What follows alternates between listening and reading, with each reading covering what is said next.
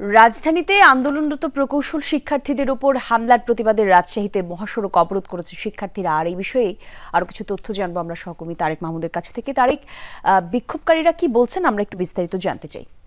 কলি 2 ঘন্টা যাবৎ রাজশাহী ঢাকা মহাসড়ক যেটি রয়েছে সেটি কিন্তু অবরোধ রয়েছে এবং রাজশাহী প্রকৌশল ও প্রযুক্তি বিশ্ববিদ্যালয়ের শিক্ষার্থীরা বলছেন যে ঢাকায় প্রকৌশলী শিক্ষার্থীদের উপরে পুলিশি হামলার প্রতিবাদে আসলে তাদের এই অবস্থান এবং তারা বলছেন তাদের যে 3 দফা দাবি জানিয়ে আজকে শান্তিপূর্ণ কর্মসূচিতে পুলিশ হামলা চালিয়েছেন তারা তেমনটি অভিযোগ করছেন। Innovation for smarter life. শিক্ষার্থীরা আমার কাছে রয়েছেন, আন্দোলনকারীরা, তাদের সাথে আমি একটু কথা বলবো।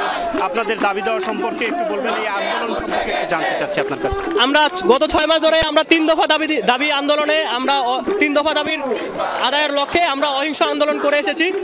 সর্বপ্রথম আমরা যেটা বলেছি যে 10ম গ্রেডে সাবস্টেশন ইঞ্জিনিয়ার পদে যে ডিপ্লোমাদের 100% কোটা রয়েছে সেখানে আমরা চাই বিএসসিদেরকেও সুযোগ দেওয়া হোক, কম্পিটিশনটা ওপেন হোক। আমরা চাই আমাদের কম্পিটিশন ওপেন হোক, সেখানে ন্যূনতম শিক্ষাগত যোগ্যতা ডিপ্লোমা রেখে বিএসসিদেরকে সুযোগ দেওয়া হোক। এরপরে আমরা বলেছি যে 9ম গ্রেড যেটা প্রথম শ্রেণীর সমমান বিএসসি ইঞ্জিনিয়ারদের পদ, সেখানে ডিপ্লোমার 33% কোটা নিয়ে সেই পদকে কুক্ষিগত করে রেখেছে।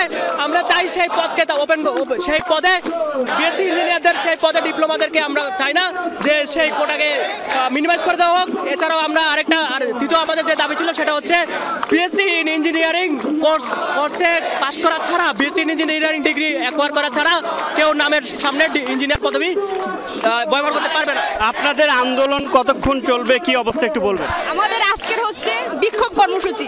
আমাদের আজকে সারা দেশের বিভিন্ন প্রকৌশল বিশ্ববিদ্যালয়, অন্যান্য বিশ্ববিদ্যালয়ের প্রকৌশল অনুষদের শিক্ষার্থীরা ঢাকায় গিয়ে শাহবাগে একটা শান্তিপূর্ণ আন্দোলন করতেছিল।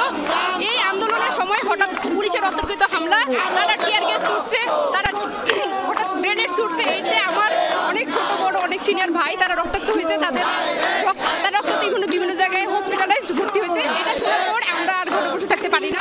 আমরা একজন ইঞ্জিনিয়ারিং স্টুডেন্ট হিসেবে আমরা তাদের বিচারের দাবিতে বিচারের বিপরীতে বিক্ষোভ কর্মসূচি চলতেছে। ধন্যবাদ আপনাকে।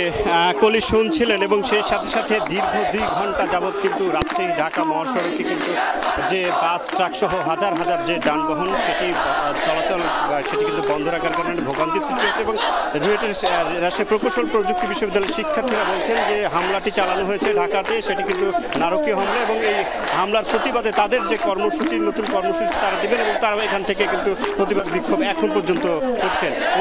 ধন্যবাদ আপনাকে।